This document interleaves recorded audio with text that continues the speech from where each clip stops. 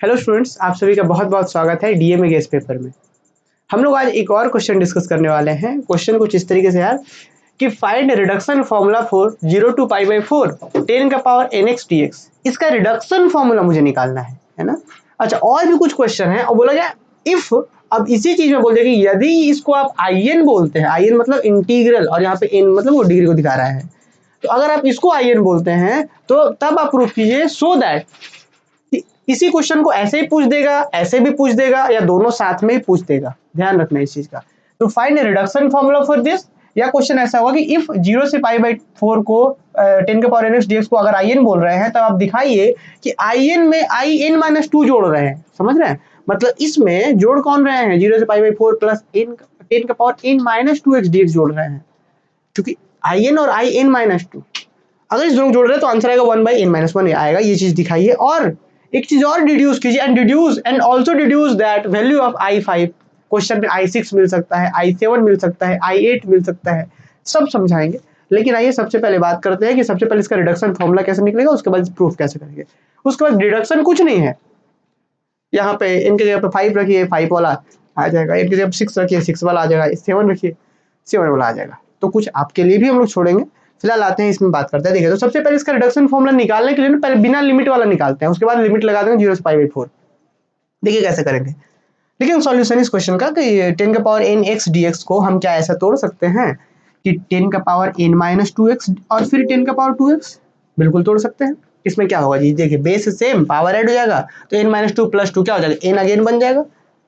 तो आपके मन में सवाल हो सकता है कि सर n-2 पर ही क्यों तोड़े। तो हमने इसलिए n-2 पर तोड़ा यहाँ पे, ताकि इस 10² x को हम लिख सके sec² x - 1। फॉर्मूला आपको याद होगा कि 10² थीटा इक्वल टू क्या होता है, sec² थीटा - 1। तो 10² x की जगह पे हमने ये लिख दिया। तो this is equal to this and this is equal to this 10 का power n-2x sec² 1 dx। Clear यहाँ तक। नेक्स्ट बच्चों क्या करेंगे कि इसको हम गुना कर लेते हैं इसके साथ, फिर एक बार इसके साथ। आइए अगले स्टेप में बढ़ाते हैं। तो नेक्स्ट क्या होगा जरा देखिए कि 10 का power n-2x sec² x dx, और फिर जब 1 के साथ करेंगे तो 10 का पावर n-2x dx रह जाएगा। क्लियर। अब थोड़ा सा इसको क्या हम लोग इस चीज को जरा ध्यान दीजिएगा, इस चीज को हम लिखेंगे डायरेक्ट डिफरेंशियल के रूप में। अब यही चीज आपको सभी को समझना है। अगर हम आपसे क्वेश्चन कर ले कि चलिए जी 10x का डिफरेंशिएशन बताइए, डायरेक्ट डिफरेंशियल में क्या होता है ना, सिंपली आपको इतना ध्यान रखना है कि इसमें हम लोग ऑपरेटर के बारे में बात नहीं, मतलब किसके रिस्पेक्ट में बात कर रहे हैं वो आर्बिट्री रहता है। कि मान लीजिए 10x का डिफरेंशिएशन करना है, तो आप पूछेंगे कि सर किसके रिस्पेक्ट में, पी के एक्स के, किसके रिस्पेक्ट में। तो यहाँ पे वही चीज कह सकते हैं कि अंडरस्टूड है कि वो किसी के रिस्पेक्ट में हो सकता है, आर्बिट्री। इसी चीज को डायरेक्ट डिफरेंशियल के रूप में जानते हैं। अगर इसका होगा कि डायरेक्ट डिफरेंशियल ऑफ 10x का होगा ना, तो इसका क्या होगा पता है, 10x का डिफरेंशिएशन होगा sec² x, लेकिन किसके रिस्पेक्ट में करना था आपको नहीं पता, तो x का फिर डिफरेंशिएशन दे देंगे dx। तो this is direct differential of 10x। तो 10x का डायरेक्ट डिफरेंशियल क्या होता है, sec² x dx। तो मतलब अगर कहीं पे ये भी रहे sec² x dx रहे, तो उसको वापस से ये लिख सकते हैं। तो वही चीज है कि यहाँ sec² dx रहे, तो उसको वापस से हमने लिख दिया है डायरेक्ट डिफरेंशियल ऑफ 10x। आप बोलेंगे सर इससे बेनिफिट क्या हुआ। तो बेनिफिट ये हुआ स्टूडेंट, हम लोग जानते हैं कि अगर यहाँ पे x² है और ऑपरेटर में x रह जाए, तो इसका इंटीग्रेशन हम कर पाते हैं। कैसे कर पाते हैं जी, कि जो है उसका पावर में 1 बढ़ा देंगे और नीचे में पावर कर देंगे। यही ना करते थे कि जो वेरिएबल है वही ऑपरेटर में होना चाहिए। अगर यहाँ पे मान लीजिए 10 है और यहाँ पे भी आप 10 ला देंगे, तो 10 का पावर में बढ़ेगा और वो हो जाएगा। अगर यहाँ y है तो यहाँ dy होना चाहिए, मतलब यहाँ y होना चाहिए। उसी तरीके से यहाँ पे देखिए तो 10 का पावर n-2 है, 10 यहाँ पे पावर है चाहे होल का पावर, एक ही बात होता है। तो 10 का पावर है और यहाँ पे ऑपरेटर में भी 10 है, तो आंसर क्या हो जाएगा, एक पावर बढ़ेगा। तो 10 का पावर n-2 में एक बढ़ेगा और फिर वही वाला नीचे, n-2 + 1 होगा तो पता है n-1 बचेगा सिर्फ। तो देखिए, तो इसका इंटीग्रेशन क्या हो जाएगा, 10 का पावर n-2 में एक बढ़ गया, मतलब n-1 बन गया, और फिर वही नीचे n-1। तो इस चीज का कंप्लीट इंटीग्रेशन ये हो गया और इसको एज इट इज हमने रहने दिया। तो फाइनली स्टूडेंट लेफ्ट साइड से चले थे कि 10 का पावर nx dx से चले थे और ये पहुंच गए हम लोग 10 का पावर n-1/n-1। समझ रहे हैं, माइनस फिर यहाँ पे 10 का पावर n-2x dx। तो भाई ये तो था विदाउट लिमिट। हमने क्या बोला था, हमें तो लिमिट वाला चाहिए था, तो हमने सबसे पहले विदाउट लिमिट निकाल लिया। उसके बाद टेकिंग लिमिट 0 से π/4 वी हैव, हम 0 से π/4 इधर भी लेंगे तो सब तरफ लेना पड़ेगा। 0 से π/4 10 का पावर nx dx, और यहाँ पे इधर जो था उसमें भी 0 से π/4 ले लिया, इस इंटीग्रल में 0 से π/4 ले लिए। नेक्स्ट बच्चों क्या करेंगे, अब एक चीज ध्यान दीजिए, हम इस चीज को क्या नाम देते हैं, इस चीज को हम आई एन बोल दे रहे हैं, तो जब आप इसको आई एन बोलेंगे तो ये हो जाएगा आई एन माइनस टू, क्योंकि दोनों ही तो सेम चीज है, बस एन के जगह पे एन माइनस टू है, तो इसको हम अगर आई एन बोलेंगे तो ये होगा आई एन माइनस टू।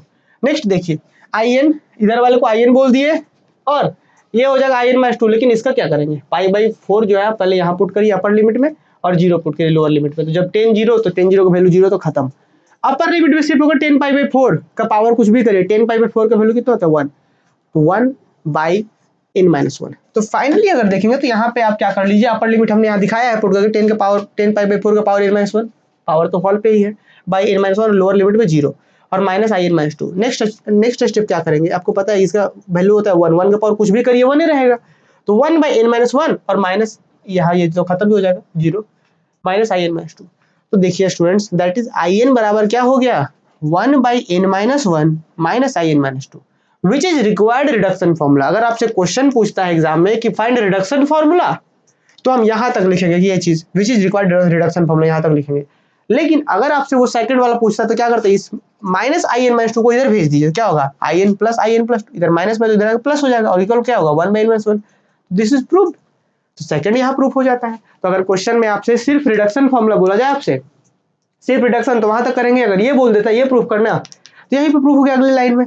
ठीक, अब एक चीज था स्टूडेंट कि डिड्यूस आई फाइव निकालिए, तो अब बात आता है कि नाउ आई फाइव, अब क्वेश्चन में आपको आई सिक्स भी मिल सकता है, हो सकता है गेस्ट पेपर में या क्वेश्चन बैंक में आई सिक्स मिले, आई सेवन मिले, वहां उसका सॉल्यूशन होगा, पर आई फाइव हम आपको समझाते हैं, आई सिक्स अगर गेस्ट पेपर में है तो वहां पे आपको दिख रहा होगा, तो या आई सेवन जो भी रहेगा वो दिखेगा। आई फाइव का मतलब जी आपको फॉर्मूला तो पता ही है सबको, फॉर्मूला क्या था, हमने फॉर्मूला प्रूफ कर दिया कि आई एन बराबर कि जो है 1 बाई एन माइनस वन, यही है क्या,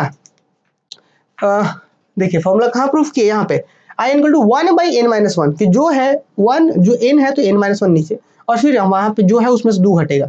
तो देखिए अगर यहाँ फॉर्मूला क्या हमने प्रूफ करा कि आई एन बराबर 1 by n minus one minus I n minus two, ये हमने फॉर्मूला प्रूफ कर दिया है।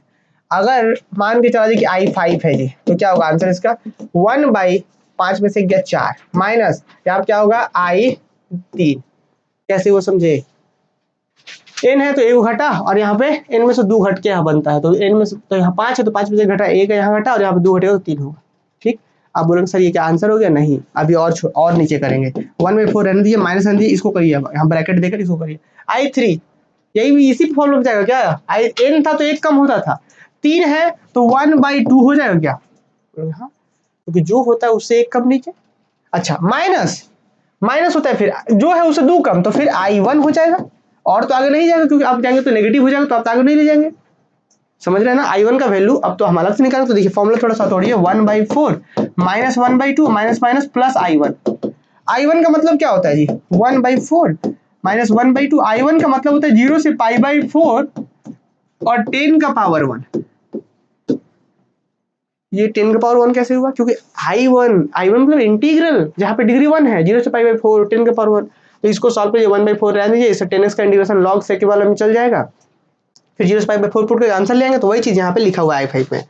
नेक्स्ट डिडक्शन करेंगे तो आई फाइव का 1 बाई 4 माइनस आई थ्री, फिर आई थ्री का वैल्यू यहाँ पुट किए, फिर फाइनली ये ले आए, फिर 1 बाई 4 माइनस 1 बाई 2 ये आई वन का वैल्यू, इसका इंटीग्रेशन लॉग सेक एक्स 0 से पाई बाई 4 लिमिट हो गया, अपर लिमिट पुट करेंगे तो लॉग और सेक पाई बाई 4 पुट करेंगे तो √2 वैल्यू होता है, सेक 0 पुट करेंगे तो 1 होता है, तो फाइनली ये होगा, तो a माइनस बी वाला फॉर्मूला लगा देंगे हम यहाँ पे, समझ रहे हैं ना कि log a minus log b, या फिर इस पावर को ऊपर भेज दीजिए पहले, तो log के एंगल का पावर ऊपर जाता है, तो यहाँ पे पावर या 2 के ऊपर में चला गया। नेक्स्ट, तो फाइनली अब यही चीज हम कर दिए हैं, यहाँ log 1 का वैल्यू ऐसे भी 0 होता है, खत्म हो जाता है, तो ये हो गया पावर आगे हो गया 1 बाई 2 आगे, समझे ना, रूट का मतलब पावर 1 बाई 2 और पावर 1 बाई 2 आगे, तो 1 by 2 log 2 1 by 2 log 2 minus 0, थोड़ा सॉल्व कर लीजिए, दिस इज योर आंसर। अब यही चीज स्टूडेंट अगर i6 रहता, अगर यहाँ पे i6 अगर यहाँ पे 6 रहता तो क्या होता 1 बाई 5 माइनस यहाँ पे i4, फिर i4 का वैल्यू निकालते, फिर वो आ जाता आगे तक। तो इस तरीके से चीजें होती हैं। मुझे उम्मीद है कि सभी बच्चों को ये क्वेश्चन समझ में आया होगा। एक एक्स्ट्रा क्वेश्चन आप लोग के लिए हम करवा देते हैं, देखिए एक एक्स्ट्रा क्वेश्चन है, इसको भी जरूर देख लीजिएगा, ये भी एग्जाम में आ सकता है, ठीक है ना। क्वेश्चन क्या है जी, if I N equal to ये, कि अगर इसको हम आई एन बोल रहे हैं तो प्रूफ कीजिए एन इंटू दिस इज 1। तो सेम यहाँ पे भी हम काम करेंगे, हम लोग जानते हैं जी कि आई एन बराबर ये होता है 1 बाई एन माइनस 1 से, ये हम जानते हैं, अभी तुरंत हमने प्रूफ करा था, अगर मान लीजिए आपने इंडिपेंडेंट क्वेश्चन आएगा तो यहाँ तक प्रूफ करेंगे, उसके बाद n को n+1 से रिप्लेस करेंगे तो फाइनली ये चीज कंप्लीट प्रूफ हो जाएगा। ये क्लियर? तो इस क्वेश्चन को भी देख लीजिएगा। उम्मीद है कि सभी बच्चों को समझ में आया होगा, और बाकी आप लोग को एक अगले सेमेस्टर की जानकारी दे दे कि आप हमारे साथ जुड़ सकते हैं अगले सेमेस्टर्स के लिए, है ना। तो गौरव वहां पे देखिए, चलिए तो आप अगले सेमेस्टर के लिए जुड़ सकते हैं, और उसके लिए करना होगा आपको हमारा एप्लीकेशन इंस्टॉल करना होगा, है ना, धनबाद मैथ्स एकेडमी, और फिर बाकी यूट्यूब चैनल को सब्सक्राइब कर सकते हैं। मिलते हैं अगले क्वेश्चन में।